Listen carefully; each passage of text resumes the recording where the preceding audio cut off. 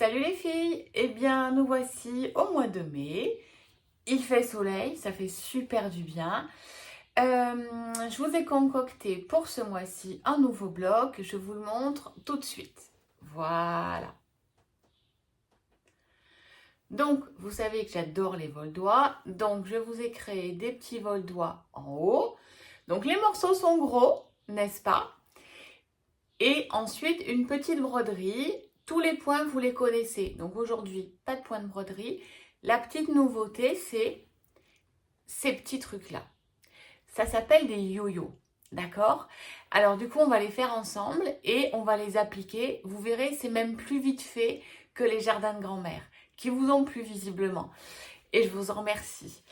Donc, voilà, je vous le montre et on passe sur la planche. À tout de suite!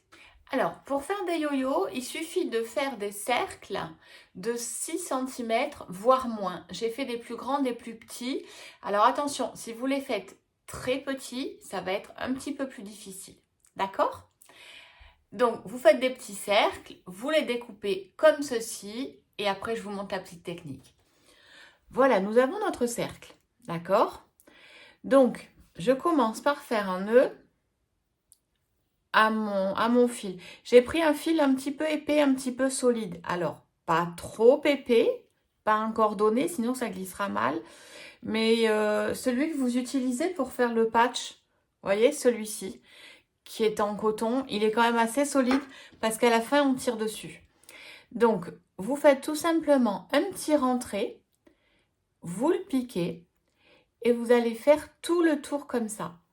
Alors, il n'y a pas besoin que ce soit très égal, d'accord? Le rentré qui soit plus ou moins grand, vous voyez, comme ça. Ensuite, je rentre, quand j'en ai fait un petit peu. Vous voyez, ça, c'est une petite queue de fil, on en aura besoin. Donc, je continue de plier, je fais tout le tour. Ok. Voilà. Donc, il y en a 7 au total.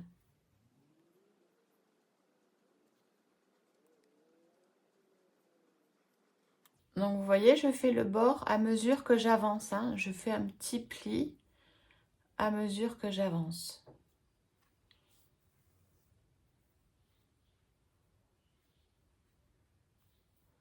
J'arrive bientôt au bout. Alors, petite subtilité. Quand j'arrive au bout, je me mets, vous voyez, mon premier point, il est ici. Je vais piquer là et je vais sortir à côté, mais à l'intérieur. Oups! Je vais piquer ici, d'accord? Et je vais sortir derrière le nœud. Vous voyez? Ici. Mon nœud est ici et je fais sortir mon aiguille ici. Tout simplement pour que je n'ai pas de problème d'arrondi au moment de terminer.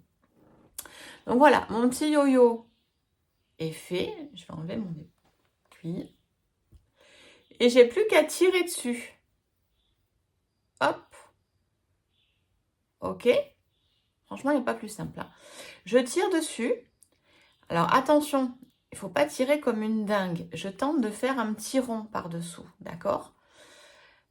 Donc je tire, je tire, je tire, je tire. Et quand je suis comme ça, mais alors si je vais plus loin, vous voyez, ça fait vraiment très boursouflé. Donc je ne vais pas jusqu'au bout. Je vais tenter de laisser comme un petit trou au milieu. D'accord? Donc quand j'ai ça, je fais un petit nœud. Hop. Un petit nœud sur lui-même. Hop. Sur le dessus, ce serait mieux. Voilà. Donc hop. Je coupe.